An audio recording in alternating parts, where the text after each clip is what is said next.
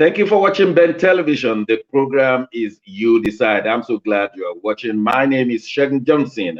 1 year ago, the mayoral election should have been held, but COVID, you recall that held that election. The London mayor is a great man in the whole world because London is the financial capital of the whole world. No argument. If you want to argue it, you can come into the studio. But one thing I know is that the London mayoral election is as great as any of the greatest elections on the surface of this planet Earth. And I'm so glad you're watching. I have in the studio to discuss this wonderful election day coming up tomorrow. I have our in-house researcher, Nat Iyako. Nat, you're welcome to the program. Thank you very much and good morning all. We also have from Milan, Italy, a man, Mark Godwin. Mark, you are welcome to the program. Good morning, Dr. Shago. Thank you very much. Good morning to the viewers. I nearly called you Macmillan. Macmillan is an English name, isn't it? That's what I am. Mark Godwin. Oh yes, there are 20 contenders for the mayor of elect to the position of mayor in London, and I'm really having some challenges in who should become the next mayor. When you look at London, so many things have changed in the last 1 year, and I'm talking about charges and charges. Now we have to pay congestion charge on Saturday and on Sunday until 10 p.m. every day of our life. And it's not funny. It's not an easy change at all, which means only the rich could drive into London any day, every day. The lesser rich will have to park their car and walk down to the city of London. Well, not only that, as from October, your car has to be certified for ULEZ.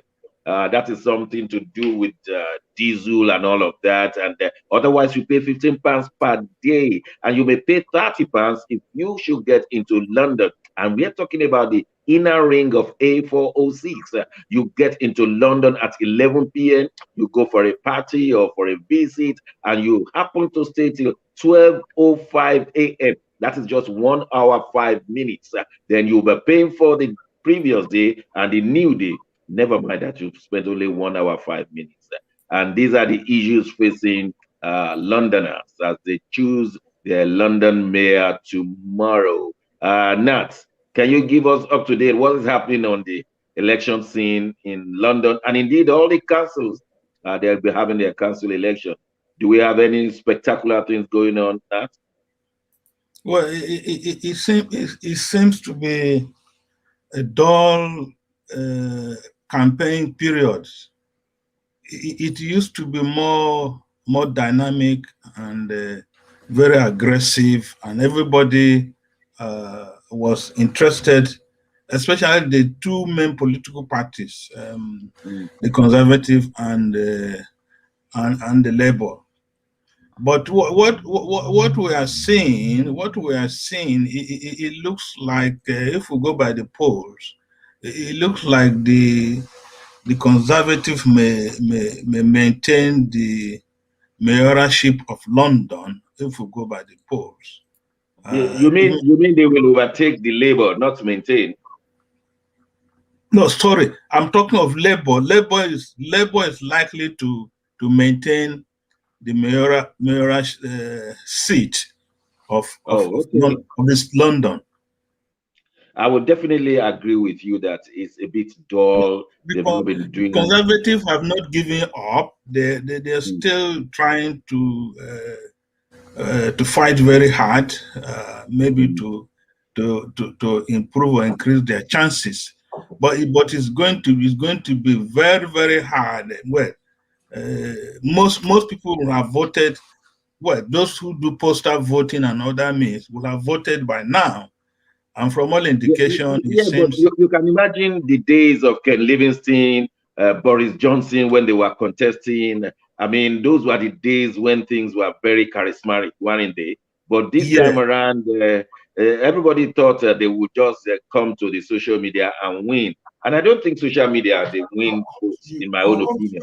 Please. No, so not in London and most not in the UK. You have to show the electorate what difference you have tried to make in their lives in the past 4 years, and they have to be convinced. But one thing again, the dynamic that is happening in London, gradually the low-income earners are being driven out of London, and especially in the area of accommodation. London has now become almost going for the rich. If you don't have and that has been on for a while. I understand that properties in Peckham, Brixton, they are very expensive right now, and even in Tottenham, so they are no longer cheap places to go. No, unless you move to Kent or some other areas. So people, it's simple, and people are not too excited, or people are not too what do I put it, in the mayoral election, because it looks, and again, it looks as if the office of the mayor, whosoever has going to mayor, has less resources to work with compared to 4 years ago. Okay, let's see how the international world is expecting things to happen. Maybe they're interested in London mayor or not. Mark, are you guys expecting something great from who becomes the next mayor? Yes, good morning, Dr. Shago. Yeah. Tomorrow, May the 6th, Londoners will be taken to the polls, and it's a very important event. Labour leader Sadiq Khan, we from what we are watching from here, he's hoping to claim a second victory, in addition to the 1 year he enjoyed as due to the postponement of the local election. So he really got that one free. That was free for him, wasn't it? That was free for him. But our man Sean Bailey looks like he's pulling strong, and we are observing from here. London plays a very significant role, like you said. Is the world's one very big financial capital, big financial hub, and there are so many things that happens in London affects the other parts of Europe, Milan, Paris, Berlin, and Madrid. Yes, there's that connectivity between these big cities in Europe and London. Yes, there are 20 names in the list, like we are following. But like I said, the conservative man looks like he's pulling strong. And for we younger people in Europe, we look forward to having somebody like that, Sean Bailey, somebody that also represents the younger group of Europeans, and also a black man, So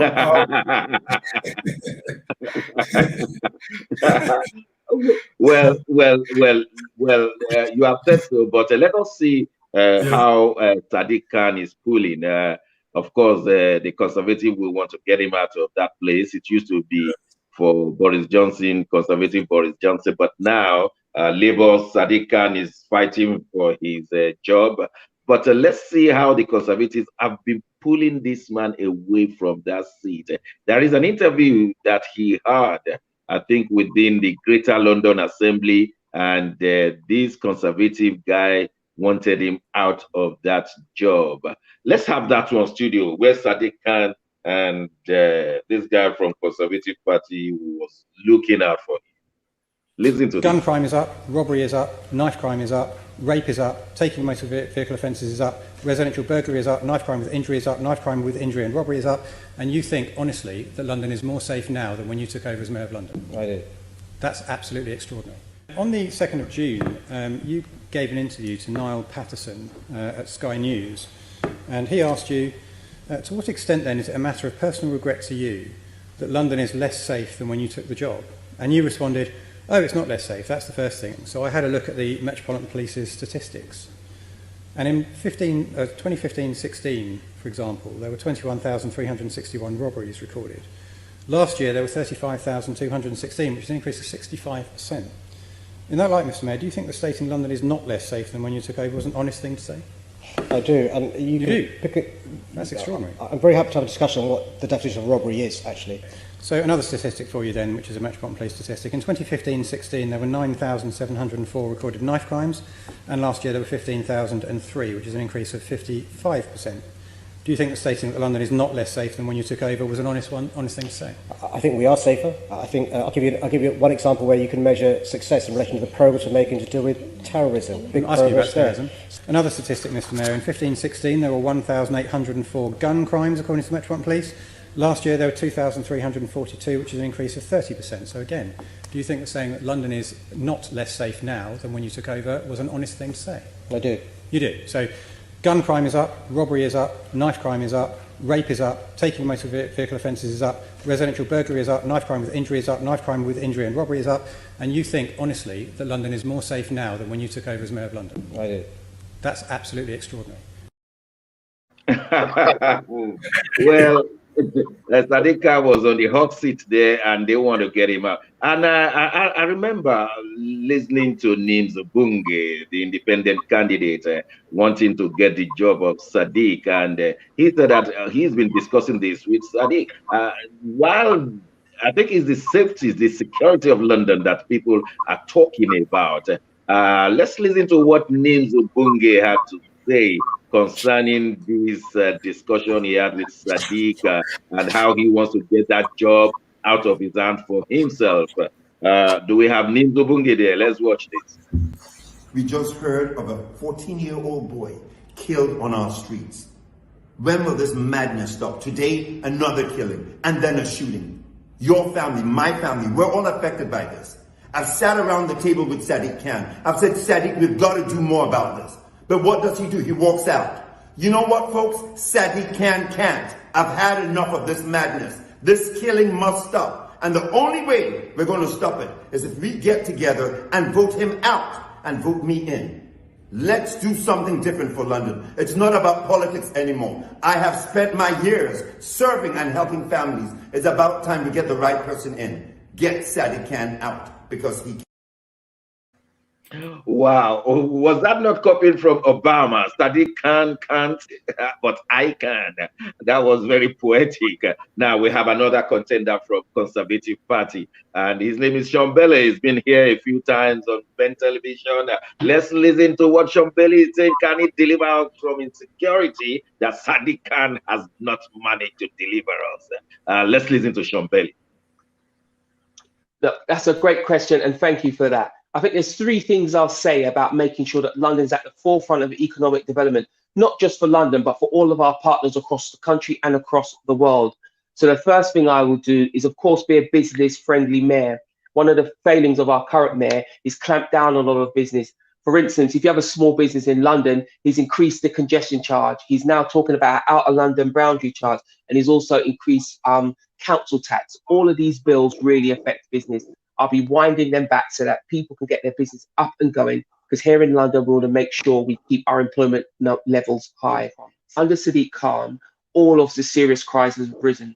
Gun crime was up 18.6%. Attacks on the tube on women were up. Knife crimes up. What I'm going to do is, this is very key, 8,000 extra police officers on the streets of London, not in their cars, not in the office, on the streets of London. Reopen the police stations, 38 police stations that Sadiq Khan closed. But more importantly, I'm going to help young people move forward. So I'm going to open 32 youth zones across London, and I'm going to employ 4,000 new youth workers to help our young people get the training and just have safe spaces where they can learn the soft skills they need to succeed. On top of that, I'm going to start a second chance fund. So for all of those young people who didn't do so well in school or missed out on some professional qualifications, we have a strong, big further education sector in London. I'm going to pump money into that to make sure that those young people can get access to the training they need to go on and be successful citizens. The point of London is this. London has great opportunities. I'm going to make sure that all of our young people get access to those opportunities, and older people as well, with retraining schemes.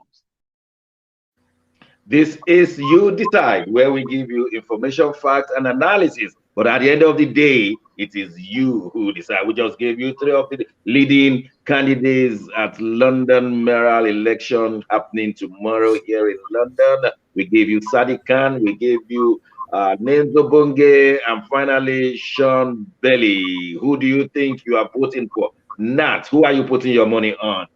Is You Decide. I've already voted. You have already voted. I do. Okay. Now you shocked me. So that was a postal voting. Yes. But who do you think is likely to clinch it? Don't tell us who you voted for. Otherwise, well, you may run I have already said who is likely to cling it. Oh, okay. You think Sadiq Khan will cling it? Yes. Well, others may say, like Mark was saying from Milan, that Sean Bailey looks upcoming bright, and the Conservative will want to whip out sentiments, bring out all those old people to come and vote. But we know that while London is mainly for Labour candidates, we know that Boris Johnson of the Conservative Party defeated Ken Livingstone, and that was a big one. So it doesn't mean that London people could not change, but we'll see how it goes. I think I love the discussion of Sean Bailey where he said he's going to remove those congestion charges. That was a good one. But let me ask, Mark, having listened to the three, what do you say as an outsider? Well, all sentiment aside, Sean Bailey looks like the Conservative look like they have more to offer. All sentiment aside. But looking at my brother Nims, we will also want to say, let's give him a try if we were there to vote. Take note that you still have some strange candidates too. There are two YouTubers, two candidates that are YouTube people, characters. And also you have the Fox, there's an actor there also. And everybody seems to have something to something they feel could be a target. But give it to my Conservative man, Sean Bailey, for me, Sean Bailey. Yeah, well, Nims Obunge will have been a very good man to win because he's been serving London for several years, and I'm saying for nothing less than 27 years. Nims Obunge has been serving London. In fact, the Queen recognized him and they gave him member of the British Empire, MBE. And so, of course, Sean Bailey has been serving this country as well at different levels. Today, he's a member of the Greater London Assembly. And of course, Sadiq Khan used to be a member of the Parliament before he claimed the mayoralty of London. And so whoever wins there is going to be a very formidable person. I recall that Sadiq Khan had problem with Donald Trump. You know, when Donald Trump would not speak to Sadiq Khan. Sadiq Khan. Can anybody remind me of that now that Joe Biden is there? They say sleeping Joe is awakened. Nat, you think the next mayor is going to work in tandem with Joe Biden, the awoken Joe Biden? No, for now, I don't even think the United States of America is too keen on what is happening in UK or London at the moment. Why? Joe Biden is taking his time to assess the type of leader Boris Johnson is. Some of these challenges Boris Johnson is facing have not put him in good light in the international community, and especially the United States of America. Like challenges like giving money to a girlfriend, challenges like spending money to refurbish his flat at number 11 Downing Street, what Labour call cash for curtains. That made me laugh. Anyway, so like challenges like what now? His problem is in the area of transparency, accountability, and morality. Wow. So, but I'm suspecting that the Conservative, they're going to make a headway at the council election. That is, the various councillors will be coming in, because the polls are saying so. With all the sleazy discussions of Labour leaders, it has not dented the Conservative position in the polls. But I don't know what after the polls. We really don't know. So at times these polls are not looking. They're not the best. But Nat, do you think the Conservative will lose many council electoral seats? No, they are going to improve. I see tomorrow's election trying to trend towards the general elections, where you had Labour voters going over to vote for the Conservative. I think the Conservative, they have something going on for them, which is this vaccine rollout. The vaccine rollout has made the rate of death gone down tremendously, about 95%. The rate of infection gone down tremendously, over 70%. And that is making waves. So it may really be in favor of the Conservatives. But who knows what will happen in mid-England and the northern part of the country? Well, we will see. Dr. Johnson, the other thing we need to consider is the way Boris Johnson handled the COVID-19 at the beginning. Yes. Okay, go on. How did he handle it? Yeah, because the number of people that died before he really took control or charge of the situation is still a challenge to his government. And the issue of wanting to set up an investigation panel to do an inquiry, and he's resisting it. It also tells people are asking, why wouldn't he allow an inquiry, a panel of inquiry to investigate where things were not done properly and timely? Okay, well, my own impression about Boris Johnson is that he's a man who gets away with murder on many occasions. I mean, he gets away with many things. They don't just affect his political rating, and that's my position. We recall all the things he did, and yet more people voted for him. And he's done all these things that you have said, but more people are still wanting him. So what can you do? I mean, you can just be watching until the people now say enough is enough. But at the moment, it's like they want more of Boris Johnson. And many times things will work in his favor. Look at the Brexit. Now, Theresa May didn't do badly, but she was taken out of the job. Whereas Boris Johnson did many things worse than Theresa May. But look at it, Boris Johnson got even 80 members extra in the parliament to play with. So he's in a very comfortable position. And that's how democracy goes. Not really the good ones, but the ones that most people will want. Well, before we leave this one. Yeah, Dr. Johnson, that's a very brilliant take on Boris. He gets away with murder.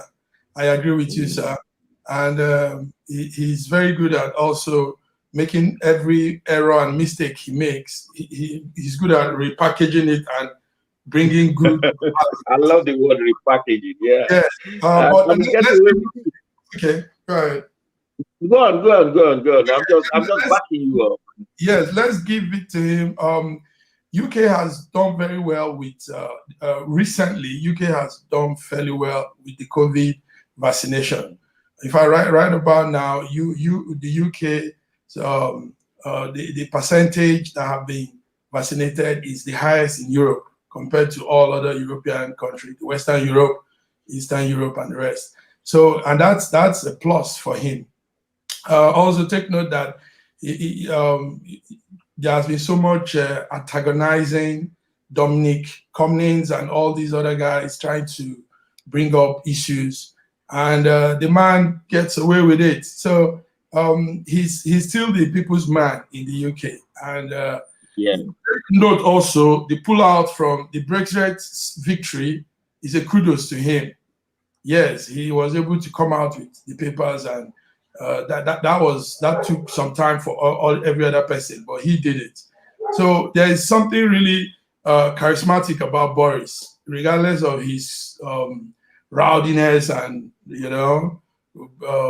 being anyhow kind of man. But he gets away with things because he gets results too somehow. So yeah, that's how we see it from part of Europe. You're right. I know we're going to break in 2 minutes, but we want to hear from you. How is Italy and indeed the Schengen states are doing concerning the pandemic? Are things improving there? I can tell you from the United Kingdom, things are really, really improving here, and restrictions are being taken off. So what's going on in Europe?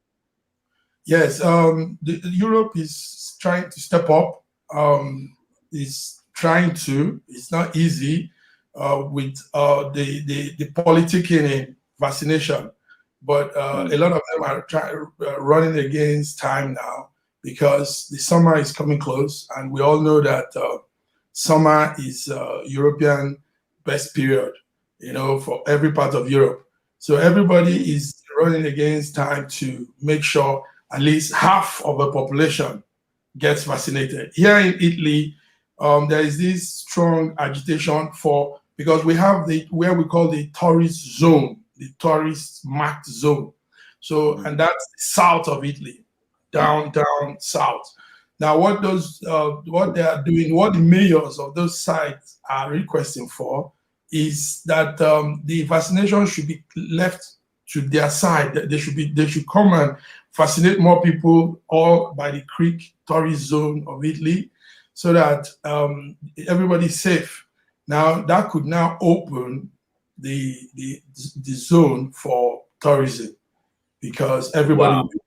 So that sounds brilliant, but the Lombardia, the north side, says no, that it's still a one for all for everybody. So there's contention. There's that fight. What part are you? Are you in the north or in the south? Milan is Lombardia. That's the north, and that's more of the where you have the industries, is the industrialized side of Italy. The south is strictly for tourism because it's warm.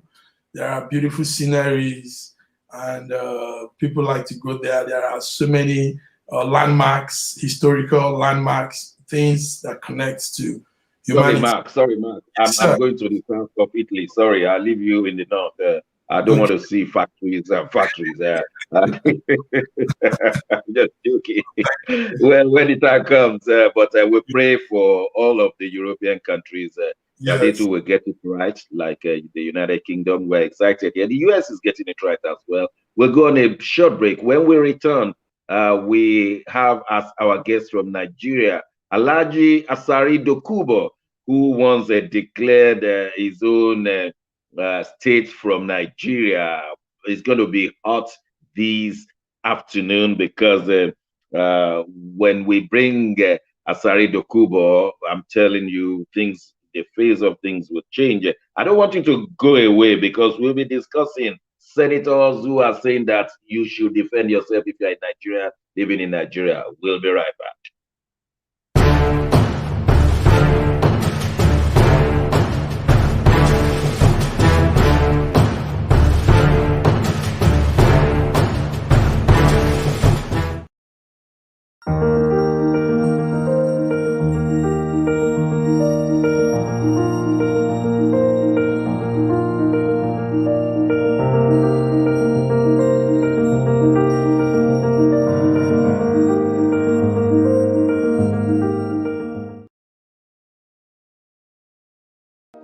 Ben TV, your ethnic and Africa-led television, welcomes your input, contribution and support to facilitate our continuous program production, campaign for projects and other media-related services. We have been here for closer to 2 decades.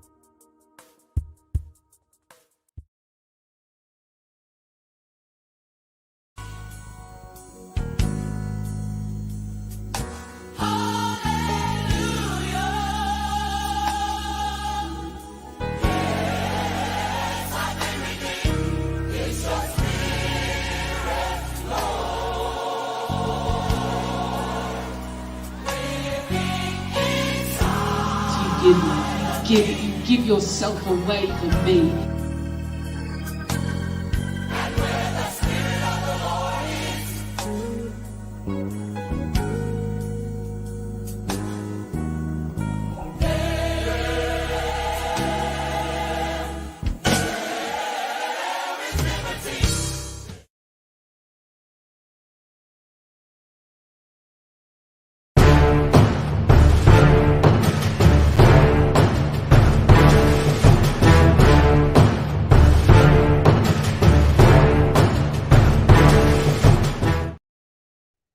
Thanks for watching Ben Television. The program is You Decide. We give you information, facts, and analysis, but you decide. We have our guest all the way from Nigeria. He doesn't need any introduction at all. He's Alhaji Asari Dokubo. Alhaji, you're welcome to the program.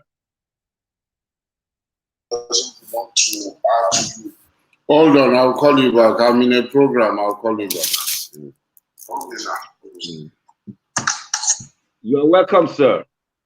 Good morning. Good morning. So good to see you, sir. Thank you very much. We so want to discuss. Yes. You've been here for a few times, so I'm so glad we're having this discussion again today. We want to discuss so many things concerning Nigeria, and you will be in a good position to help us out. Is the insecurity in Nigeria we shall be starting with, and then we will move into Nigeria breaking into different parts according to some people. And then we look into so many things that Nigeria is battling with. So we are likely to have you for the next 1.5 hours, and I'm glad you are here. But let's start with the insecurity in Nigeria.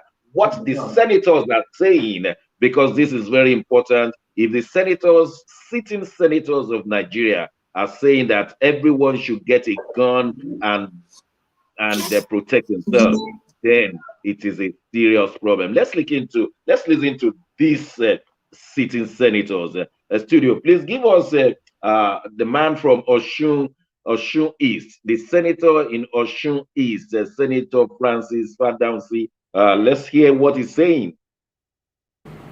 The only thing we can do is that the populace that they are deceiving should rise up. The communities to rise up. They have the local vigilantes and local hunters. Go to Osun. When they started harassing people there, the vigilantes and the local hunters, they started fighting them. Just about last week, they went to my local government in my own ward, and they wanted to kidnap about 5 or 4 people. A woman came out and shouted. The whole hunters and vigilantes came out and started shooting the Fulani until they captured about 2 of them. And the problem is that if you capture them alive, the police will ask you to leave them alone. The best thing is that when they are killing you, kill them. It is now self-help. If it is not self-help, all of you will just sit down, they will kill everybody, finish, and nothing will happen. So are you suggesting self-defense? Yes. How would they carry you? If they carry you now, and I know that these are the people carry you, automatically we resort to self-help. When they know that the people are alert and they have their own arms and ammunition, but local, they will not dare it. Many of them, if they go to Ibadan, all this area, you will see that when they shoot with their AK-47, it doesn't enter. At times, it doesn't even answer. Then the hunters will now bombard them with their own local something. Yet, it is this hunter that the police will arrest.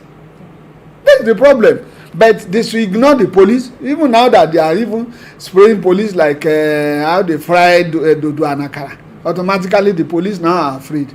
So if the hunters can come to the aid of police, it's better. The JTF in Borno, they assisted a lot before they were tired. If the South too is doing it, the South is to do it. Then they will know that people are okay. The only problem is that the seat of power is not easy to do it. And Mr. President and his colleague will want to secure the seat of power with even the power they have. But who will secure the villagers around the villages in Abuja? Many things are happening in the villages, which we hear and we know that they are in trouble in the night and in the afternoon.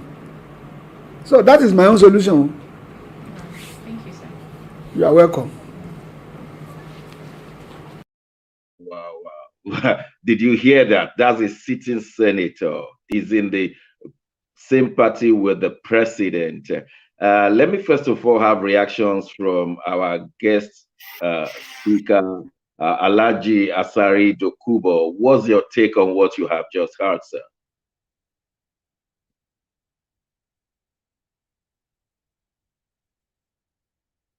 Alhaji Dokubo, what's your take on what you just heard?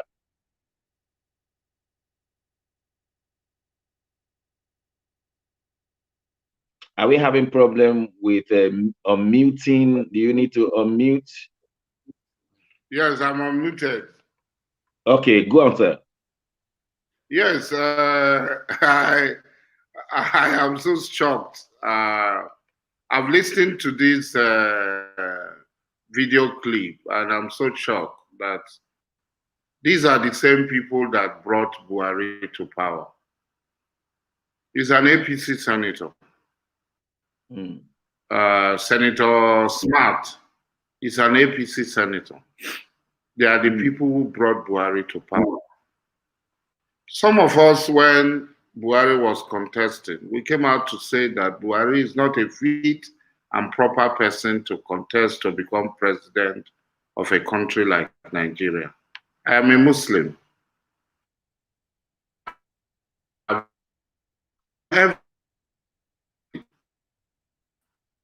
There was no lead. And at the end of the day, they foisted Buhari on all of us. And today, every day is the news of death. Every day.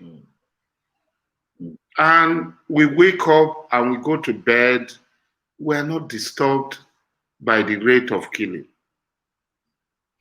The killing started in the north, in the northwest, in Zamfara, in Sokoto. It extended to even his own state, Katsina State. And now it has extended to the heartland of APC. You see, when you see evil, as a Muslim, our Prophet Sallallahu Alaihi Wasallam said, when you see evil, you speak against it, you resist it with your hand, you speak against it, or you hate it in your heart. That is the weakest of faith. We know that Buhari cannot govern a country like this, and a heterogeneous country like this.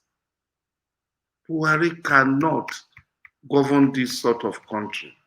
This country is too complex and big for a person like Buhari.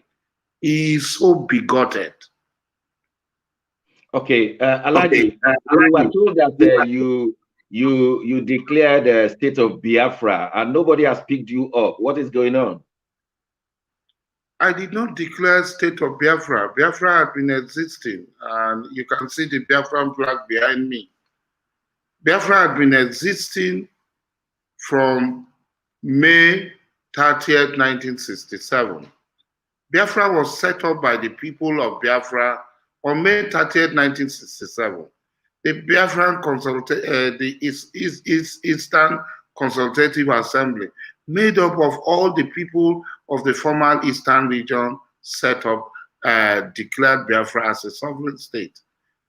Effiong does not have the constitutional power under the laws of Biafra to terminate the sovereignty of Biafra and hand over same sovereignty to Nigeria. What Effiong did was the Biafra leader, Odumegu Ojukwu, ran to Ivory Coast and handed over to Effiong. Odumegu Ojukwu is not Biafra. Biafra are its people and its citizens. It is the people of Biafra that made Biafra. It was not Odumegu Ojukwu that made Biafra. It was not Effiong that made Biafra. It was not me, Alhaji Dokubo Asare, that made Biafra. Biafra belonged to the people of Biafra. And before Biafra can cease to exist, or our sovereignty will expire, it is the people of Biafra that will take a decision. And right from May 30th, 1967 to date, the aspiration and the demand for the existence of Biafra had not ceased. We have not ceased from continuous campaign for the restoration of the supposed sovereignty that was handed over to Nigeria by General Afion. Yes, sir. So, but Gowon said, the General Gowon said, no victor, no vanquish, and therefore so many things change, and we never had a Biafra. Ojukwu came back repenting. Ojukwu is an individual. This is not an Ojukwu issue. Ojukwu did his own. He did his Biafra. He tried. But it's not about Ojukwu. Ojukwu is not Biafra. Biafra are Biafrans. And we Biafrans have the right to continue. If Ojukwu said, I am going to give up, I am not ready, and he leaves, that is Ojukwu has the right to say so. Nnamdi Azikiwe did so. If tomorrow at 57 I say I'm tired, I don't want to be, and I go away, that's my own right to do so. But I cannot impose my will, my personal whims and caprices on the people of Biafra. Biafra is a sovereign country. Biafra is a living being. Okay, sir. Which Biafra are we to rely on now? Is it the Biafra you declared, or IPOB, or MASOB, or we don't know which Biafra to go? I did not declare Biafra. I don't know what IPOB is. I am not going to speak for IPOB. I know that there's a group that is a terrorist organization declared by ECOWAS court that its name is IPOB, led by one fellow who jumped bail. So I am not going to waste my time on that. I am going to talk about Sir Alhaji, the federal government said you are social media president of Biafra. What's your reaction?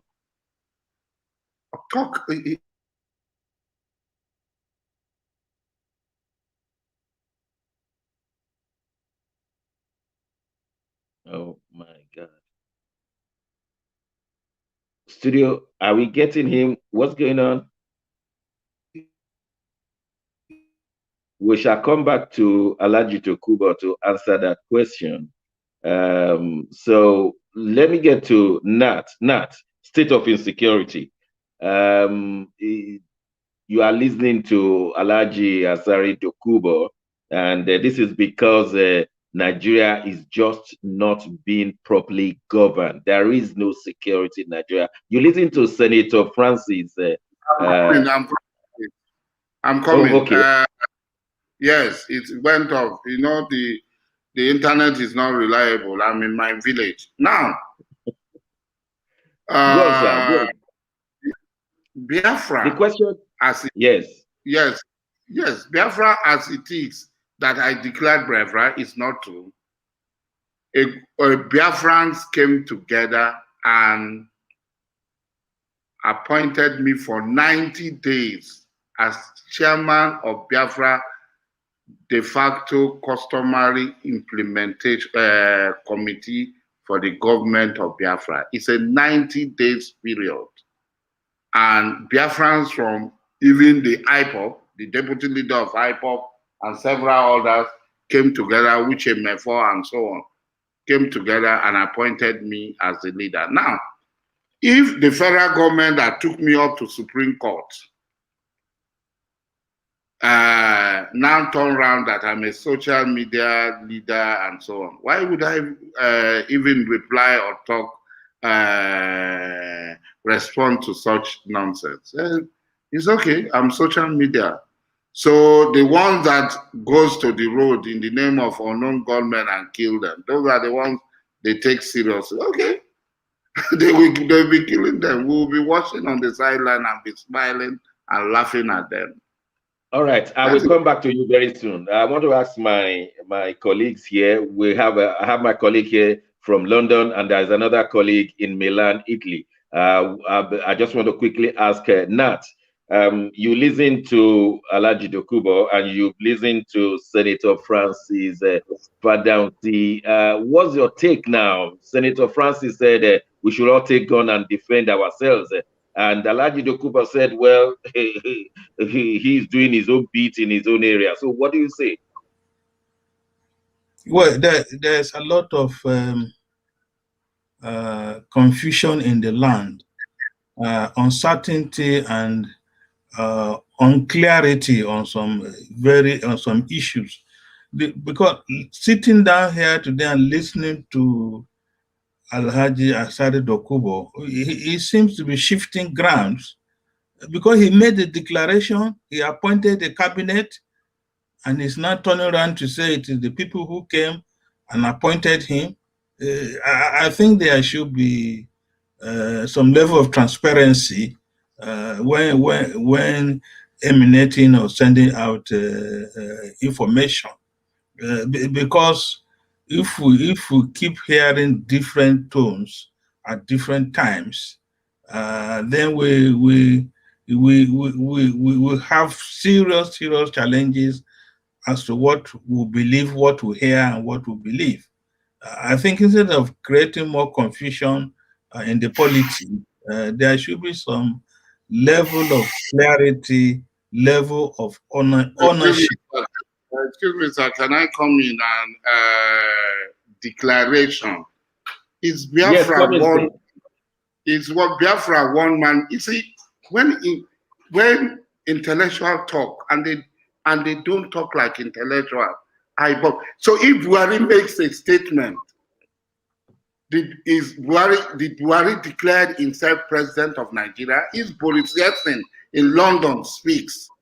Is it Boris Yeltsin that made himself prime minister of the United Kingdom? People were there elections? Were there? Did you stand for any election? Excuse me now, please. You interrupted me. Yes, there are online elections, there are processes.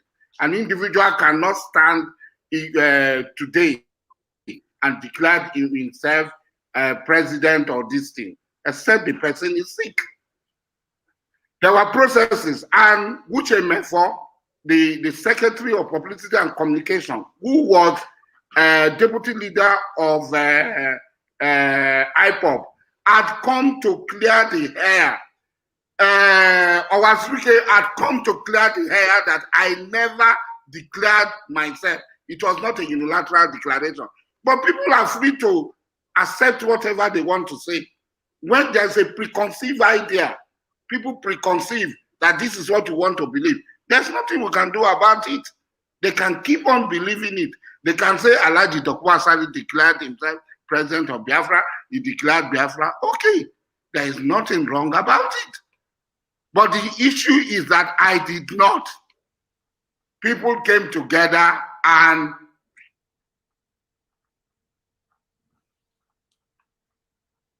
Nigeria has to do something with internet. De facto implementation committee of Biafra. That is what happened.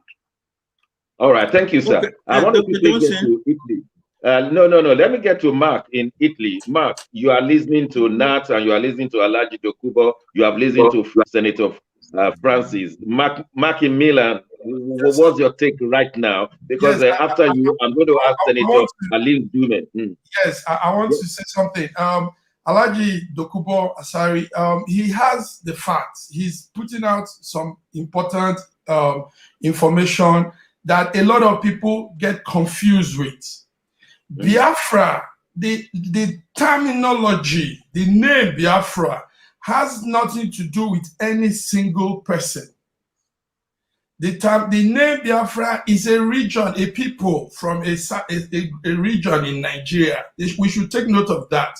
You see, what is causing some confusion now is we are mixing up everything. Everybody is looking at IPOB as Biafra.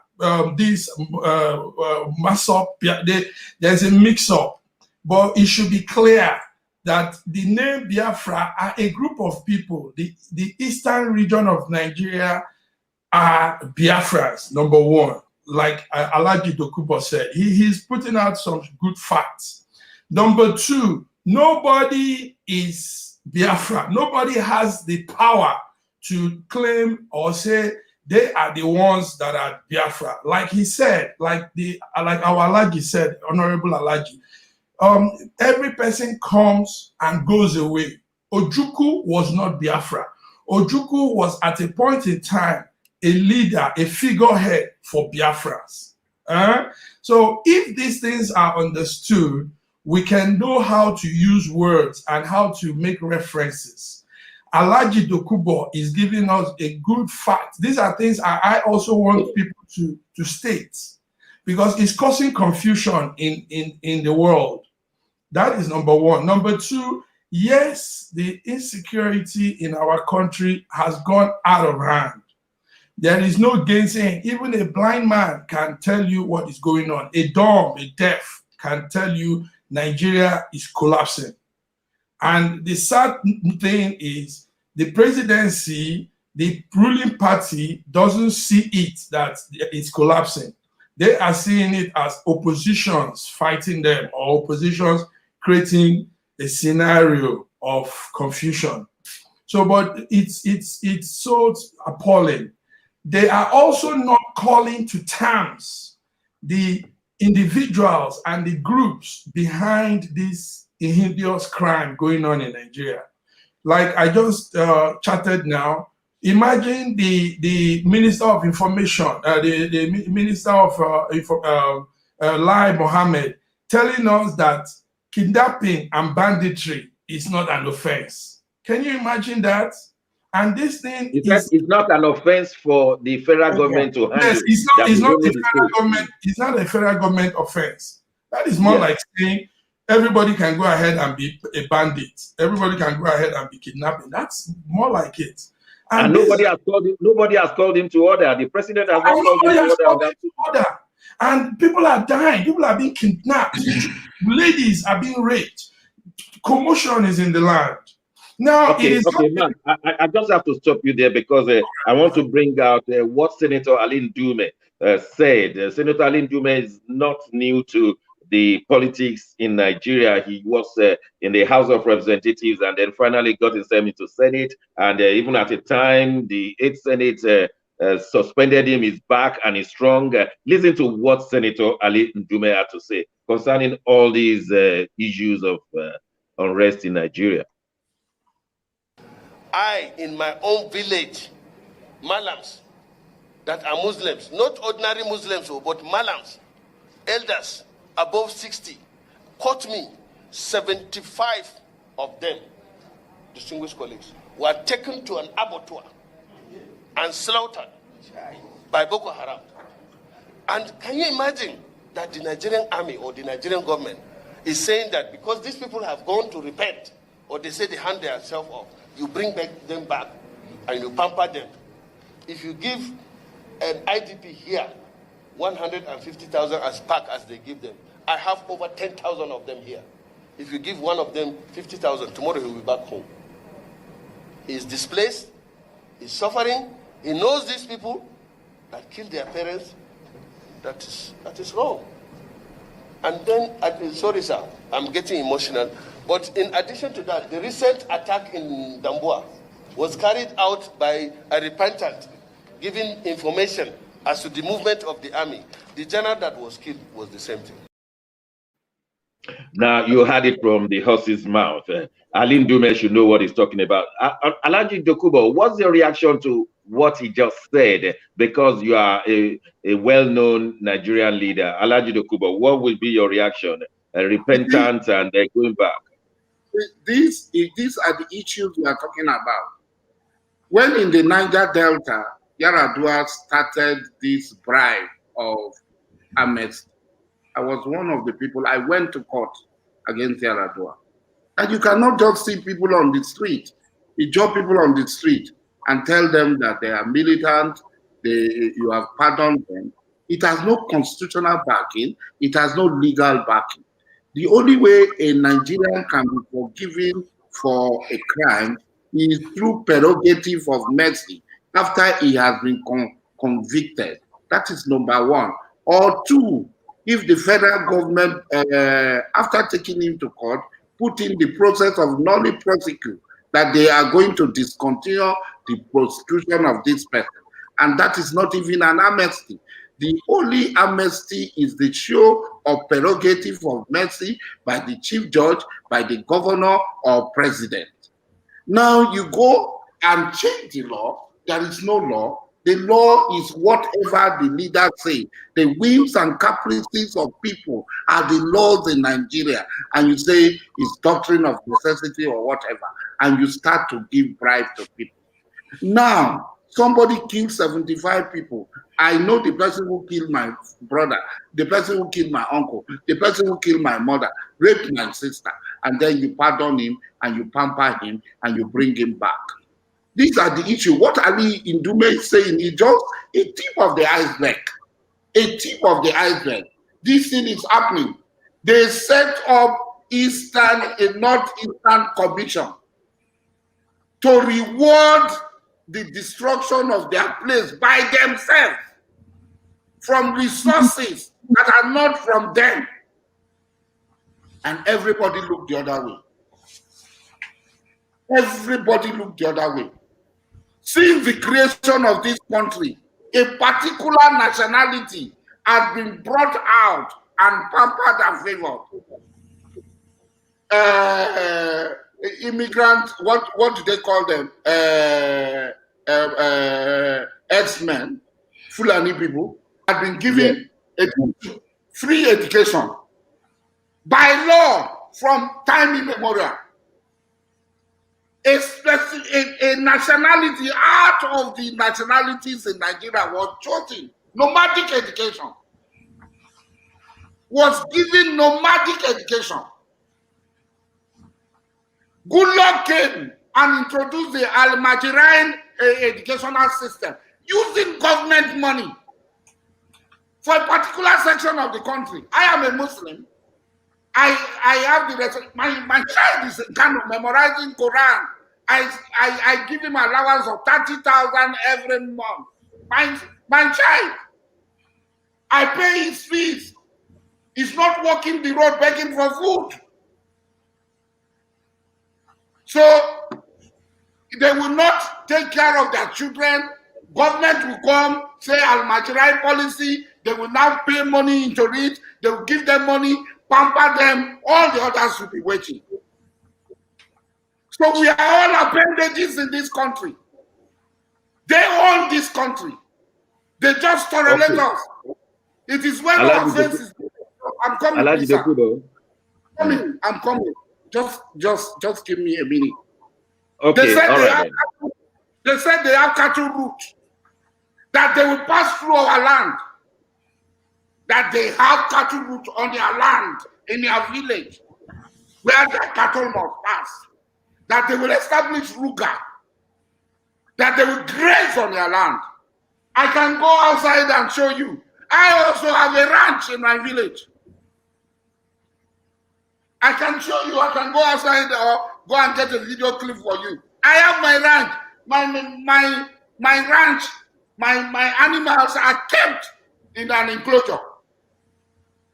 And they are fed. So these are the things. All these things, our elites have been capitulating. They call those of us who speak out, those of us who resist them, they call us all sorts of names. Like the person that you are talking about, Alhaji declared himself president of Biafra. How can I declare myself president of Biafra? So these are the things. They persecute those they think are weak. Those of us that they think are weak, we cannot do anything. They malign us. They call us names. All what they want to do. But the people who are committing this crime, they know that are powerful. They cannot call them any name. And now the chickens, they've all come. They are chopping the food. They are chopping the food. And now since they are coming to chop the food, we have realized every day, maybe we're in London, we don't know how many people that are being killed. Maybe we're in Hamburg, we don't know how many people are being killed. Maybe we're in New York, this is a daily occurrence. People no longer cry when people die. because death is now a normal thing. And it is this government that brought this death on our people. And we should pick them out and tell the whole world that this government is responsible for the genocide that is going on in Nigeria.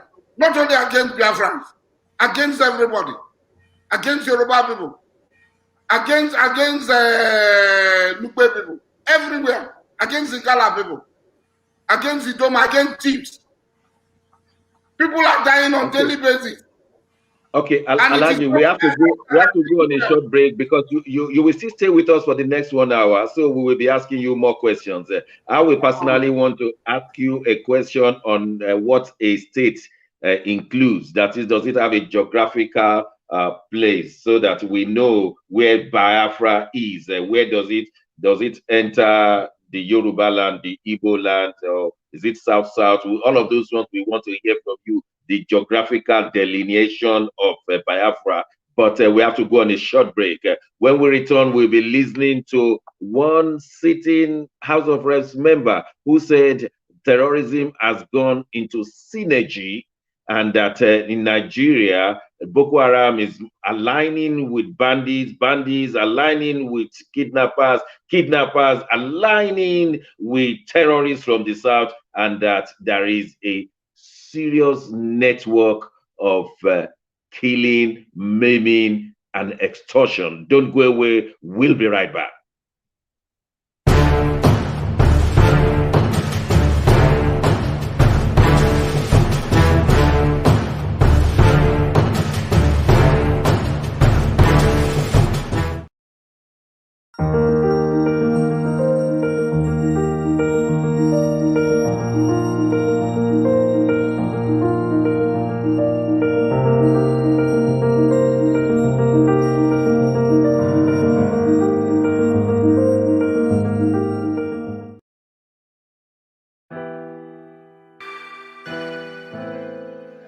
Schengen Story Magazine is an African international bi-monthly magazine based in Milan, Italy, and founded in 2016. The publication focuses on personalities, fashion, style, entrepreneurship, and culture for Africans.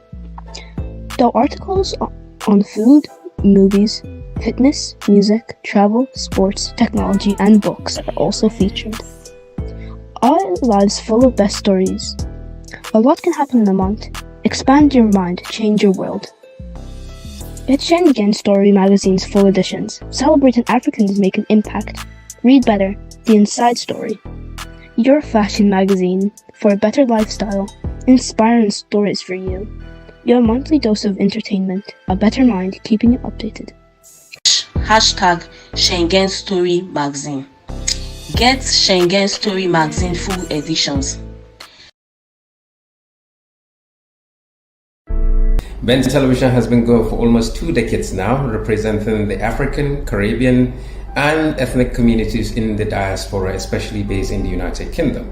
We have been providing content, various programs to empower, make an intervention, deliver, and enlighten the mainstream community about what it is to be a BAME in the United Kingdom. For almost 2 decades, this has been our ethos, bridging the gap. Now we seek for your support and partnership in delivering what we need to achieve in the coming generation for our youth, either through training, mentorship, empowerment for their entrepreneurial skill, talent, and in their business. Ben Television, bridging the gap, you're welcome to be with us. Thank you very much for joining and being partners of Ben TV, creating that bridge between the mainstream and the other communities in the United Kingdom and in Europe.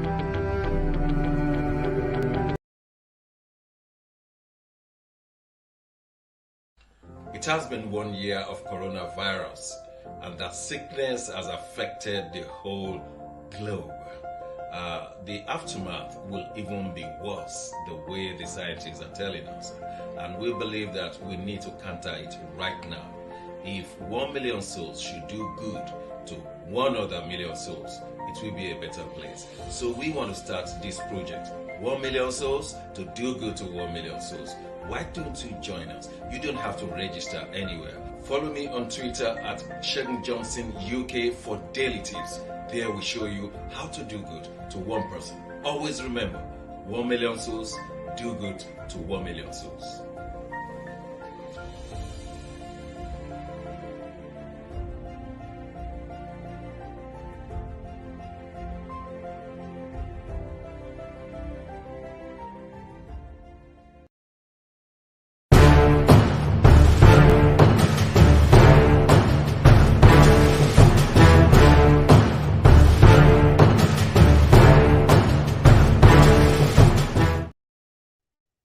Thank you for staying with us. It's still Ben Television, and the program is You Decide.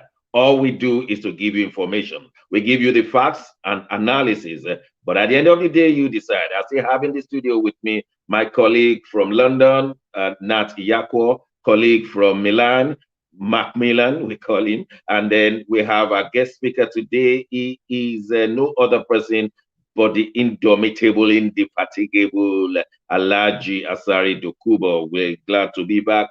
And we want to show you a clip from Honorable Abubakar, who says there's a synergy between Boko Haram bandits and other kinds of terrorism and terrorists in Nigeria. This is mind-blowing. I've never imagined it would come to this.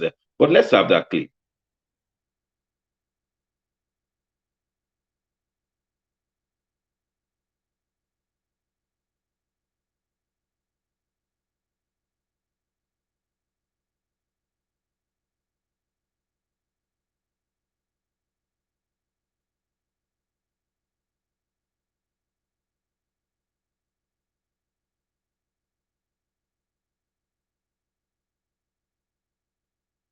I'm sure it's coming.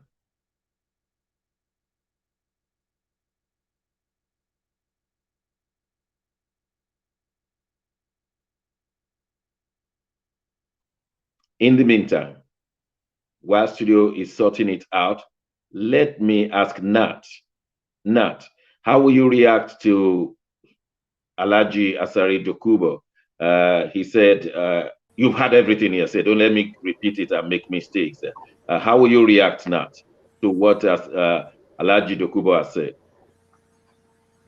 Well, historically, there is nothing new he has said. Some of these areas of challenges he alluded to, they have been around even as old as Nigeria itself as a country. But my worry and concern is the issue of Biafra. I think what Biafra existed, there is this area of geographical area which they are talking about called the Bight of Biafra, like the Bight of Benin. And if you are talking of the Bight of Biafra, those coastal areas, it's a wider geographical area than what Biafra is claiming today. And Biafra cannot be talking of of Eastern Nigeria. Some of the South states have said they are not part of Biafra, and so you cannot coerce people to come and join you when they say they don't want to join. No, we have this area, the South, especially Akwa Ibom State and Rivers State. We know the historical challenges that are still existing concerning this abandoned property issue, especially in Port Harcourt. And when you have individuals who want to enforce their ideas on other people, I think this is not fair. Individuals in this era of enlightenment, individuals should be allowed to make their own decisions, especially when it comes to self-determination, especially where it comes to where do they think their welfare will be taken care of, or even their security. Well, that is a fair one. I just want to ask if the studio is ready. Can we have that? Can we have that video, please? I'm sure I will ask everybody to react and respond to what Nat has said, but let's just try and see if we can move on with what Honorable Abubakar say that there is a synergy among the enemies of Nigeria. And I think that's the challenge. Some people see Boko Haram as enemy, some don't. And it appears that they've been even given a land inside Nigeria. So that's the challenges. Studio, can we have that? Or we should just move on? The president takes the bulk. He is the commander-in-chief. But then we have to look that Mr. President has to work with some lieutenants. He has some subordinate. So in the whole issue, the president inclusive and down to the lowest ladder, we need patriotism. Patriotism is the keyword. If the country is worth living, then it was dying for. That is number one. Again, when you are talking about the whole problems now, be it Boko Haram, that is, you call it terrorists, it is terrorists, then cattle rustlers, the banditries, farmer herders, the communal IPOP, whatever, they are now interwoven. Why do I say so? I have 2-3 principal witnesses that were kidnapped here in Abuja, kidnapped by some people from that you can term the IPOB group. They took them to these banditries, cattle rustlers, and onward to Boko Haram. And the Boko Haram settled those people. And then the Boko Haram negotiated for the ransom. So they are all related now. That is the issue. That is why the issue becomes more complex. I have 3 people that were kidnapped and they went through this scenario. The astonishing part of it, the security agencies, they know all these their camps, be it banditry camp, be it Boko Haram. Because look, night comes out, we have satellite. We have all this. A common secondary school student now can do drone to track something. Do you think our intelligentsia doesn't have that record? They do. So what exactly is the problem? That is the issue. Patriotism. A lot of people are trying to make money because this phantom says people in the presidency are making money, ministers are making money, members of the National Assembly are making money, so I too will make my own. And you see this, let's say the Boko Haram, to some extent they are educated religiously with their own definition of religion. But come to this bandit that are hooligans, people that take wheat, take rope, uneducated as far as Western civilization is concerned. These Fulani people that they are going, or whatever you call them, they were the one that, for when you say Fulani, Fulani, they are the uncivilized people that they can kill and maim like nothing. So these are the people, and they have now been integrated. All this is at the second place. And another thing, some of this government, they don't even study their advisors. The people in the government connived and pay ransom. And if the ransom is taken, only about less than 30% of the ransom reaches the bandit. The scenario in Kasina is there. The scenario in Zamfara is there. It is the civil servant, the so-called civil servant, the chairman of local government, the district head, they are the one now distributing the booty. So the issue is so complex. That's why I will now turn it back to be patriotic. And because of this laxity, yet it is now in the northeast, it doesn't affect us in the southwest. Now it has come some 48 kilometers to Abuja. And people are being kidnapped right inside Abuja. Asokoro, Maitama, we are no longer safe. So it will now reach. And it's because of this patrol, because of few dollars or few naira you compromise. Just last week, the news were going around that the Boko Haram were in Yobe recruiting people with 20,000.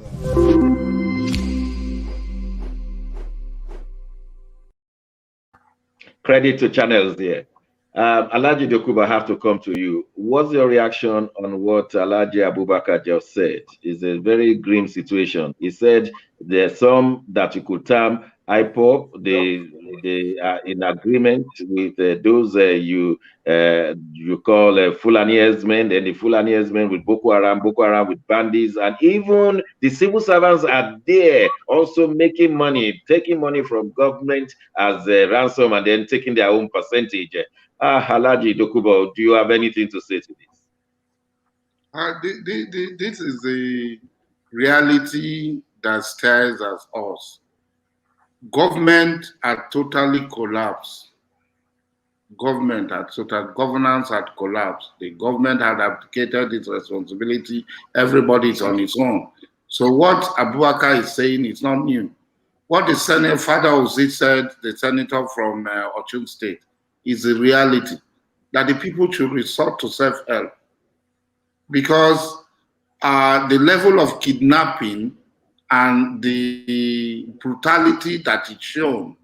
You see, some people kidnap and you find out that they just do the kidnapping, they treat the people that call them a lot of respect, they treat them humanely, but these people, they rape, they do all sorts of things, they kill people in front of you. And now the synergy that is now existing is not new, it's the truth. People will be kidnapped from the north and brought to Port Harcourt.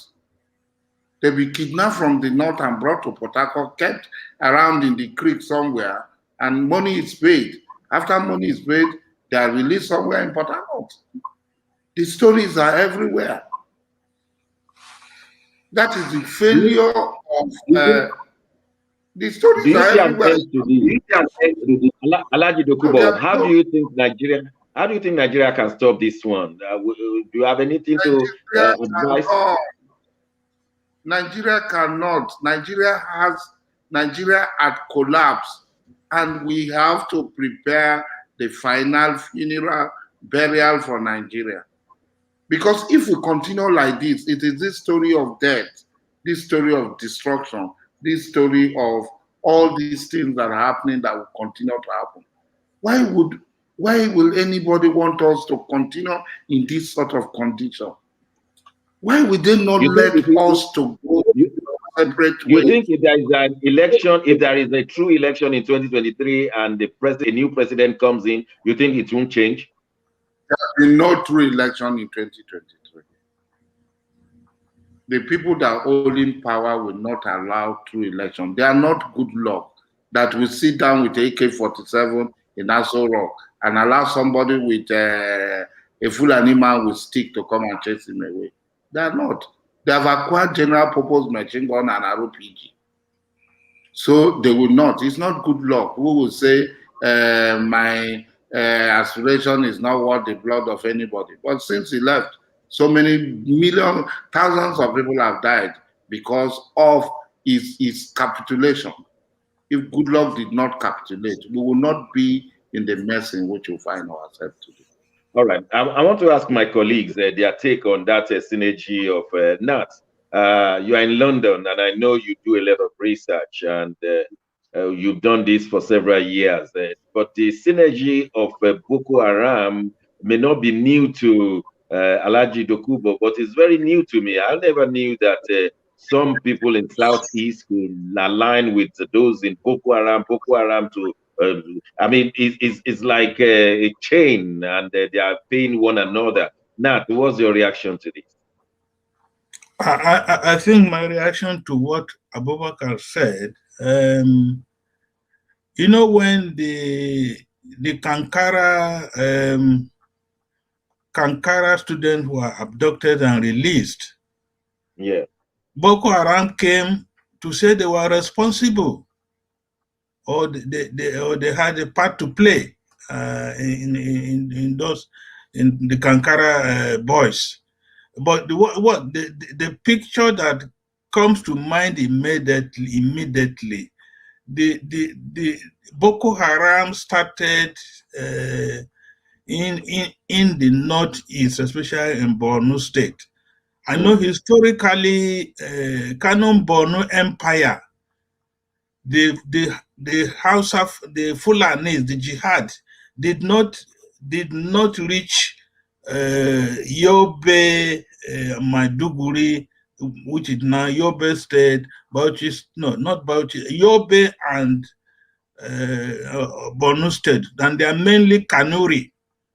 And so if it is true that Boko Haram were now working in concert with the bandits and abductors in the northwest, then it will Abubakar is saying. But there has to be a lot of investigation to confirm that that is exactly what is happening. What is happening more is the decimation, the breakdown of Nigeria into non-state actors and warlords who have a territorial expansionist goal in mind. But as for the Southeast, collaborating with Boko Haram or with the bandits, I am not too sure. Maybe only in the area of trade, where Alhaji Dokubo said people kidnapped from the north are brought to either the Southeast or the South and are traded off and sold off. Maybe at that level, yes, but on a more fundamental basis, I have not seen that yet happening. What has happened in the past, there's been a scramble for the middle belt, the forces from the south and the forces from the north.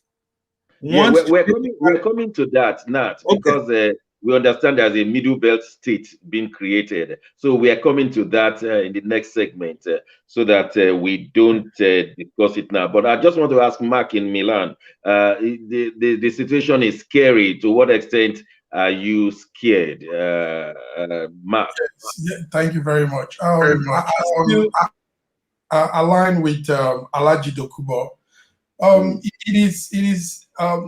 You don't need to be a professor to know some issues of life. Associations are formed when people have common interests and they come together to form an association. Now, what is happening in Nigeria? Yes, with the research I'm also doing, yes, there is a collaboration of various network of this evil working together now. In fact, I have a case where a man was kidnapped in Akure, and it was a Fulani arrangement, but they found out that there were 2 Igbo people in it and a Yoruba man. So yes, there is a network of collaboration. Yes, because they are all going for one aim, and that aim is cash. Kidnapping, terrorism is the new oil in Nigeria. So people could come together and plan together as an association and carry out this wicked crime. So Dr.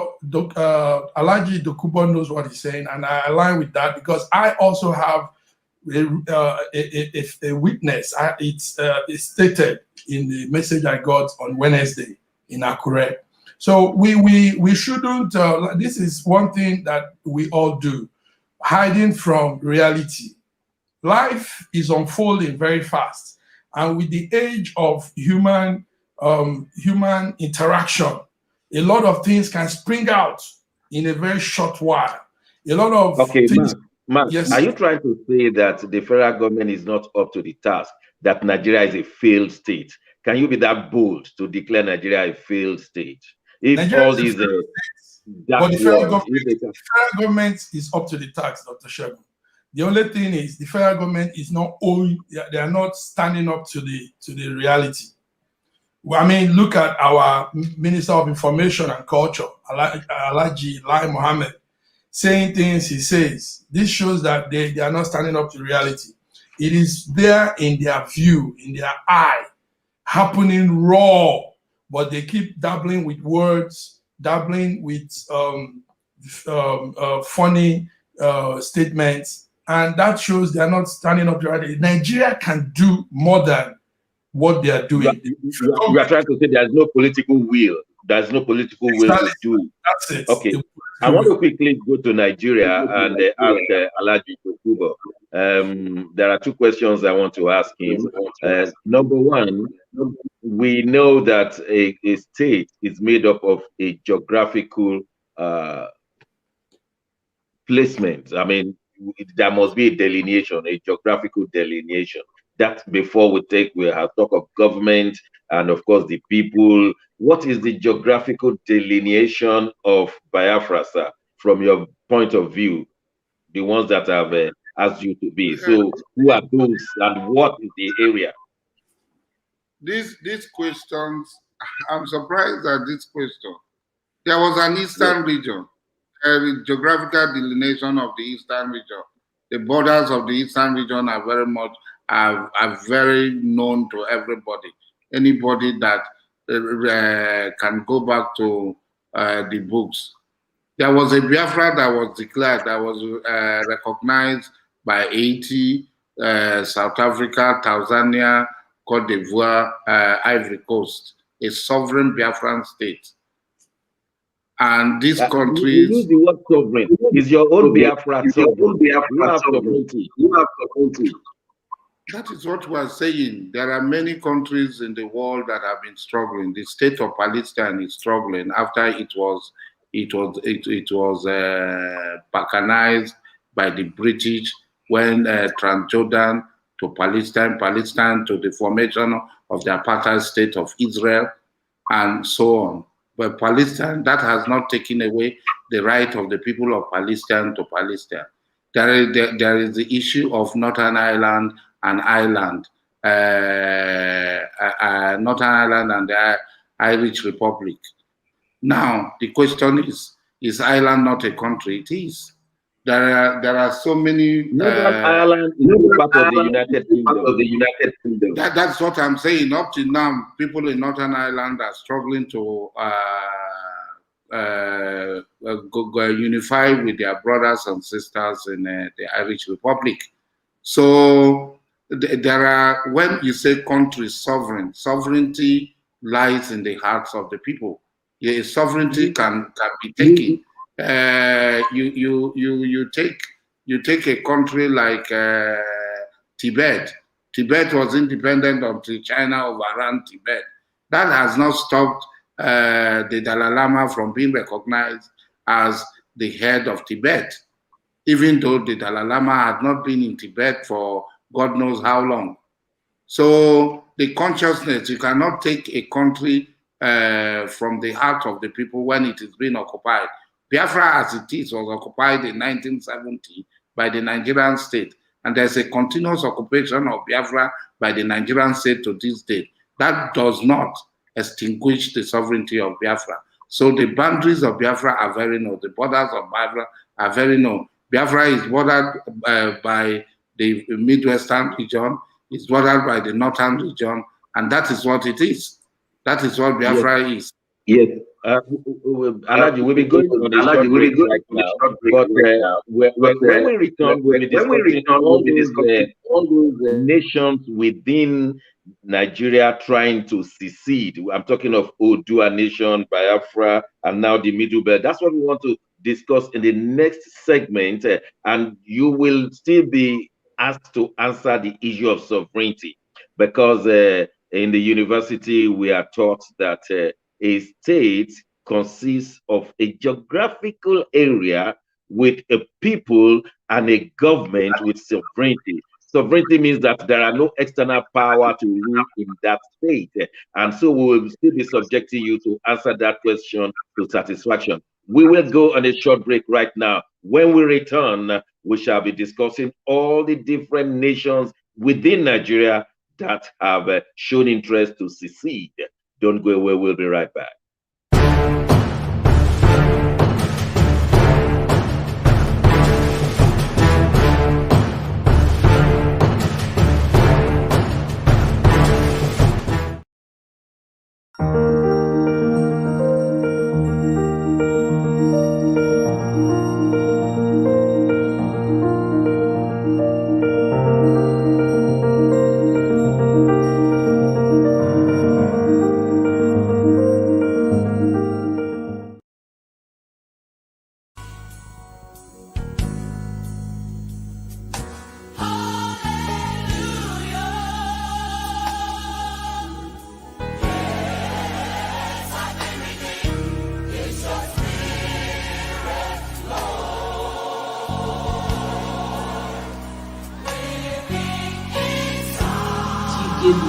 give yourself away for me.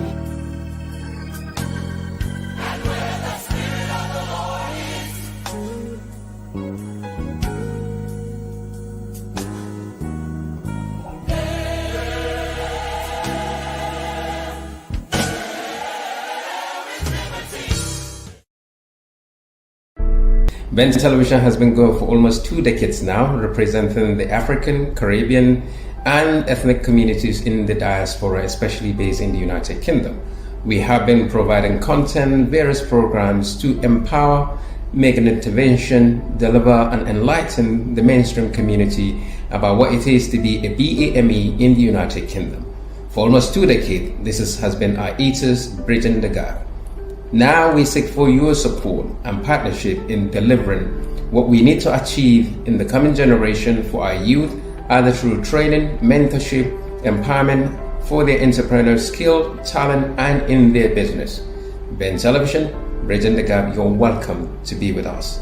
Thank you very much for joining and being partners of Ben TV, creating that bridge between the mainstream and the other communities in the United Kingdom and in Europe.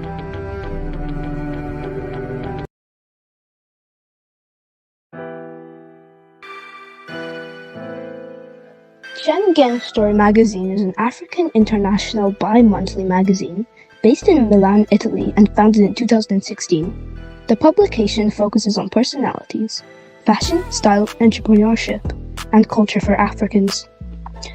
Though articles on food, movies, fitness, music, travel, sports, technology, and books are also featured. Our lives full of best stories.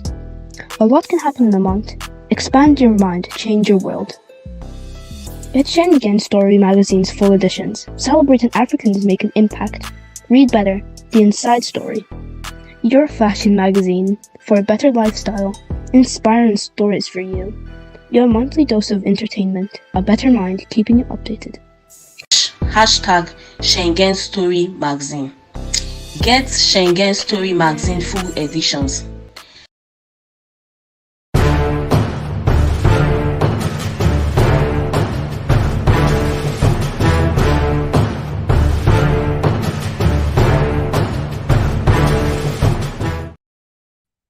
Thank you for staying with us. The program is You Decide. We give you information, facts, and analysis. But don't forget, you decide. We have so many groups trying to break away from Nigeria. They are serious groups. We've listened to Alhaji Asari Dokubo, what he's doing in the south part of Nigeria. In fact, southeast, we may say, or even if you like, the eastern part. Now, we had 2 days ago that there is now a new group from the Middle Belt. Many of us will have seen the governor of Benue State with all the challenges he's been facing, and he's coming out to say they want to kill me, but they will not get the land that God has given the Benue and the TVs and the Jukuns from him and other people. And we know that the Fulanis, if given a chance, will want to overrun the Middle Belt of Nigeria. Now we are told that they have got their own logo, they have got their own flag, and they have got their own currency. Let me ask our colleague, Nat Yako. Nat Yako, bring us up to date to the Middle Belt state. What is it all about? Who are those floating it? Well, will they have sovereignty? Will there be a geographical area known as Middle Belt that will be acceptable to the United Nations? Bring us up to date. Okay, when we talk of the Middle Belt agitation for also self-determination, it's an old story. It's as old as even the country itself. We remember names like J.S. Tarka. J.S. Tarka was first generation politician in Nigeria with his colleagues like Sardauna Sokoto, Abubakar Balewa, Awolowo, Zik, and others.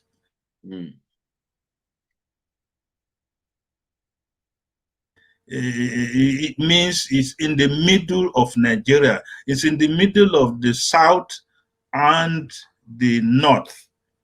And for quite some time, even historically, there was this movement, religious movement. The Christianity came from the south, Islam from the north. And one of the meeting point was in the middle belt. Who will want to be a Christian, who will want to be a Muslim? And then the issue of the land. Incidentally, the most fertile land you can think of in Nigeria is in the middle belt. And you have the converging river Benue and the river Niger, the basin, Benue basin, Niger basin has created very, very arable, very fertile land. And this is the bone of contention between the herdsmen and even our brothers from the south. And so that determination, that cry of marginalization has been on. But the problem has been most of the middle belt, comprising, let's say, 5 or 6 states, they don't have economic power, no political power, and they don't have individuals who have come out as a spokesperson to air their sense of belonging in Nigeria, to hear whether they have been fairly treated, and to let them express their condition on the wealth of the nation. Is it trickling down to them? Is there any impact? And when you now come and take a chunk of their land, which is now Abuja, the Federal Capital Territory, and they the people who are in those states, Kaduna, Niger, and the former Benue Plateau, they don't have much to say on the issue of property ownership, land ownership within the Federal Capital Territory. So these are the areas they are now looking. What would be the geographical area that Middle Belt Force is trying to create? Okay, if you start from Kwara State, Kogi State, Niger State, Benue State, Plateau State, Southern Adamawa State, Southern Taraba, Taraba, the Taraba boundaries with Benue State. These are the areas, and even part of Southern Kaduna and Southern Kebbi State. This is the geographical area we can say. I'm going to ask you one last question. Do you see it happening, this Middle Belt State, because they are hedged around with some powerful states, especially the Katsina, the Kaduna Mafia, and all of? Do you see this coming up at all? Yeah, but it might come up in a different shape. I know there are discussions ongoing between the South and the Middle Belt. All right, let me go to Alhaji Dokubo.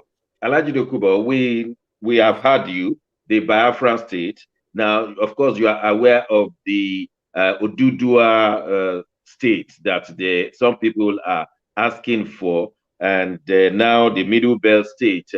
How do you see Nigeria in the next 2 years with all these nations wanting to get out of this nation state? I think self-determination is an inalienable right of every people. Every people have the right to self-determination. Nobody can take that. And that's why the United Nations Charter and the African Charter clearly stated that self-determination is an inalienable right of the people. Nigeria as it is. Does the Nigerian Constitution recognize that? Nigeria does not have a constitution because Nigerian constitution was imposed. Because when you open the preamble of the constitution, it says, "We the people of Nigeria." That's a lie. That's 419. That's deceit. Where did the people of Nigeria meet to make a constitution for themselves? It was a military fiat by General Alhaji Abubakar, General Abubakar, that brought this constitution into being. And so we must put this lie aside. The people of Nigeria never made a constitution for themselves. The last constitution the people of Nigeria made ended in 1963. And since then, Nigerians have never made any constitution for themselves. These are the whims and caprices of individuals who decide what it is constitution, what is not, what is inside constitution, or the constitution they made to enslave the people.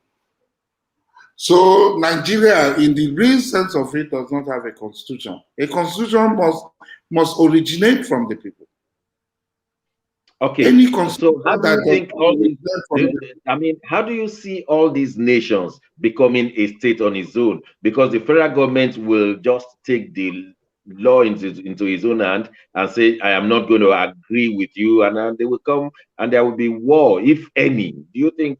Because I know go agree in the clause. The Soviet Union, as big as it was, disintegrated. The British Empire, on which the sun never set, disintegrated. Yugoslavia, disintegrated. Czechoslovakia, disintegrated. Ethiopia, Eritrea came out of Ethiopia. Sudan, Southern Sudan came out of Sudan. So this is not a novelty. It is not limited to Nigeria.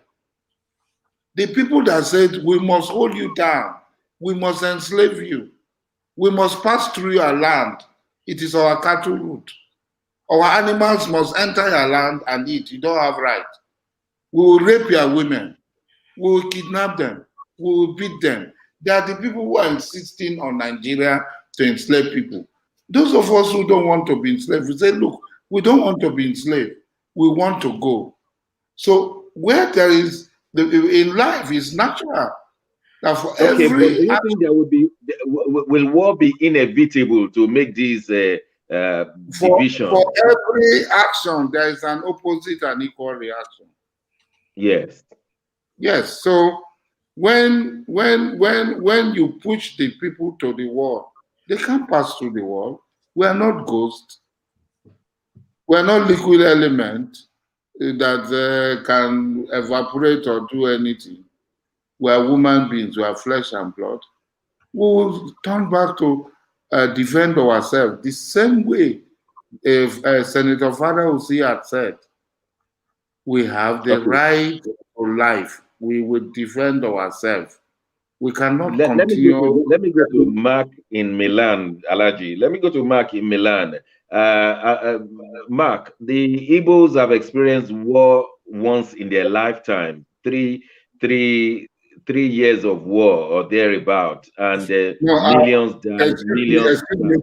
Excuse me, please. Igbos did not go to war. Let us stop this narrative. Okay. What my father, Honorable Justice Melford Goodell, and a German was in Biafran army. Igbos did not go to war. It was Biafra that fought with Nigeria. Ijaw people fought. Ogoni people fought. Efik people fought. Ibio people fought. Is Effiong an Igbo man? Was he not second in command of Biafra? Why are we giving this false narrative that Igbos fought? Igbo did not fight Nigeria. Biafra fought Nigeria, and Biafra is not Igbo. That's the truth. All right, Alhaji, I'm not going to even argue it with you. I'm going to rephrase that question. Mark, Biafrans fought Nigeria, and the aftermath of it was not good at all. We saw starvation, we saw deaths, and somehow the region of that area has come up again. Are they ready for another war? And are the Yorubas ready for war? Because if everybody says I'm seceding, they should think of federal government resisting their secession. What do you say?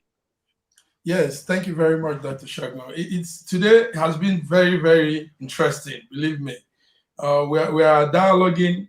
The conversation has been very insightful. A lot of the panelists are bringing great insights too. Let me say this: a people can agitate for war. I'm sorry, for separation, for their own state, their own sovereignty. But yes, the powers behind those people might not concur to that. What do I mean? Biafra is agitating for a pullout. Oduduwa is agitating for a pullout. Now the Middle Belt have come up. But there are authorities behind them also, the governors of these states. And these governors have the arsenal and the wherewithal to put out any instruction they want to. So we are caught up in a situation of how does this whole thing play out? Because as long as the governors of these regions are aligned to the sitting government, the presidency, it will be a hard tax. That is number one. But in the hearts of all these individuals, the Yorubas, Oduduwa, the Biafrans, the Middle Belt, in their hearts, everybody feels it's time to go. The slogan is "To your tent, O Nigerians." So, yes, we can all desire this, but how do we go about it is the issue. And that is where it might be a hard tax. Because like you just said, from 1967 to 1970 was not a pleasant time in Nigeria. I had uncles from both sides of my parents killed during the war. And most of them were businessmen, maybe men that could have had some relevance in their life if they were alive today. So we all saw that, most of us experienced it. The east of Nigeria went through the most gory, the most brutish period of their lifetime. Children dying in the eyes of their parents for lack of food. People not being able to do the things they do in life. So it's not a pleasant experience. Any age Igbo man or any age Biafran, any age Eastern region person will tell you we won't want to go through that experience again. So we are caught up. The agitation is also coming more from the younger generation. Go ahead, sir. We are having a breaking news, and I want Alhaji Dokubo to help us from Nigeria. He has his tentacles. Alhaji, I just have breaking news on my iPod right now that Father Mbaka has been missing in the last 24 hours. Yes. Can you please confirm or ask somebody to confirm from your end? The breaking news is from the Ohanaeze that they've been looking for him. They've not been able to find him. And we know that he is being outspoken in the last few days because of disagreement between him and the federal government. Is there a way we can confirm this news item? Because it says, if I may read, breaking, Mbaka reportedly missing. Ohanaeze raises alarm and warns federal government. It says the Ohanaeze Ndigo Youth Council worldwide on Wednesday raised the alarm over the whereabouts of the fiery Enugu priest, Reverend Father Mbaka. The cleric of the Adoration Ministry Enugu has been in the news after he asked President Muhammadu Buhari to resign. This was followed by a revelation by the presidency that he was attacking Buhari because he was refused a contract. Many of us saw the video. It went viral where he said he was feeding 23,000. He brought Buhari to the throne of grace. Buhari has been elected twice, and his century contractors, none of them was given contract, and the story was getting messy. And Garba Shehu said, no, we're not going to give you any contract and whatever you want to say. you can go to anywhere you want to go. Now we are hearing, I don't know whether this is correct or not, but I want Alhaji Dokubo, do you think you have any insight into this, or we should just wait a few more minutes to know what is going on? I hardly listen to Nigerian news, so I'm even shocked. Madam Baka is somebody that I have very cordial relationship with, even though we had not agreed on most of the issues. But Father Mbaka is a very amiable person. We talk. He contacted me. We talk, and he's a very good person. And it will be sad if any harm comes to him. There should be divergence of opinion in every society. That's what makes a society to be lively. If everybody is monolithic, everybody is following one pattern of thought, then we will all become zombies. I have one question for you, sir. Since the declaration of the Biafra that went viral from you, have you ever been contacted by the federal government, either by DSS, police, governor, or anybody else? No, I have had threats from the chief of army staff, from several people that have been arrested. My name and Sunday Ogo names were mentioned. They will arrest us, but nothing had happened to me. Nobody had arrested me. Nobody had molested me, because I hardly go out of the confine of Biafra land, and in my village, I am inside my village.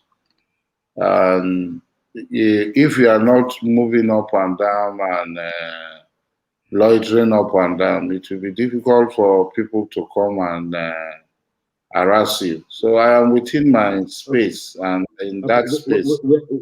We are coming to the end of this program. What advice will you give Nigerians, Alhaji Dokubo? Then I'll go to my colleagues. What advice will you give to Nigerians? The advice I will give is simple. Let us hold a sovereign national conference. That is the easiest and most peaceful way. Hold a sovereign national conference. The outcome of the demand of the various nationalities should be subjected to a referendum in the various nationalities and regions. If they so choose, if Biafra wants to go as Biafra, if Yorubas want to go as Odua, if Middle Belt want to go, let us go. Look, the other day I heard that Serbia provided COVID vaccination for Bosnia, and Serbia and Bosnia were at war. But what if the federal government refute that sovereign conference? That look, you can have conference, but not sovereign. That is not binding. Who is the federal government? Except there is something different from what. If there is a federal government that includes me, and I want a sovereign national conference that includes Senator Fada Osi, and he needs he demand on sovereign national, then who is the federal government that will say no? If there's a federal government that says no, then that government is a colonial government that is colonizing the other part of the demands of the other people. Then war becomes inevitable. But where I'm standing, the Buhari government is saying there is not going to be a sovereign conference from where I'm standing. Then the Buhari government will turn this space into Somalia and Syria, because they do not have the power to take the people. All right. Let me just ask my colleagues. Nat in London, what's your last take for today? Well, the last thing is that all hands must be on deck to sort out our country, Nigeria. Will you support Alhaji Dokubo's National Sovereign Conference so that we agree? I mean, he's saying that let's go to 1963. Some people are saying let's go back to 1914 so that we can sit down as groups of people and say, do we want to be together or we want to go separately? What are you saying now? We've had more than 10 sovereign whatever conferences in Nigeria. No. We have more than 10 national conferences. Never sovereign. Sovereign means whatever decision they take is final, but we never had that. Okay, I mean, the annual conference will solve our challenges. So you don't believe that we should sit down and agree how we want to constitute a nation together? No, because if we are talking of a sovereign conference, then the National Assembly is gone. Yes, if that's the position, if that is sovereign, then let it go. Yeah, but that's what we should be to agree on to start with. There have been clamoring of even having one a National Assembly that is not by camera to start with. So if we're going to have a national sovereign conference, and you said that they no longer recognize those who in power, they let them go. That's the situation. Instead of killing millions of Nigerians in different parts of the country. But let's ask Mark, whose cousins and uncles were involved in the last Nigerian civil war. Mark, what's your last take? Thank you very much, Dr. Shegun. Yes, I say we stand for restructuring of Nigeria. Nigeria has to be restructured. We've had Who are these we? Who are these we? Yes, representatives from each region should be brought forth and state how we want things to be done equally, restructuring, equal. Nobody should be above in any of the number. Nobody should think his or herself superior to anybody in Nigeria. We're all Nigerians. We all own the land. We are all stakeholders to the land. So restructuring to benefit each stakeholder, each member of the sovereignty of Nigeria is what I ask for. Thank you. Okay, my colleague from Milan, Mark, thank you very much for participating today. Colleague from London, Nat Yako, thank you for participating today. And to our guest speaker, whom we will always call back again and again and again, Alhaji Dokubo, we love you. We thank you for always answering our questions. And we will want to see what happens in the next 3 months, in the next 6 months. Maybe you have something to say to Nigerians. We will love you to come back, and our representatives will be getting in touch with you. I don't know if the studio will permit me 10 seconds.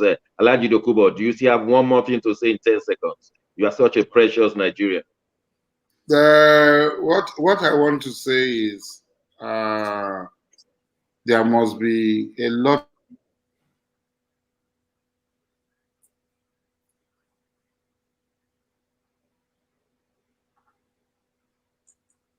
Well, it appears the waves. Are you still there, Alhaji? Well, it appears the waves have stopped Alhaji Dokubo from giving the last word for today. That's how far we can go today. My name is Shegun Johnson. The program is We Decide, and the television is Ben Television. We'll come your way. We'll come your way next Wednesday. Alhaji Dokubo, thank you very much. And thank you very much to the crew, all of you in the studio. We want to thank you, to Anthony, to Olsen, to Hazel, and much more, to thank our executive producer, Dr. Alistair Shiode. Until next Wednesday, may the Lord bless you all.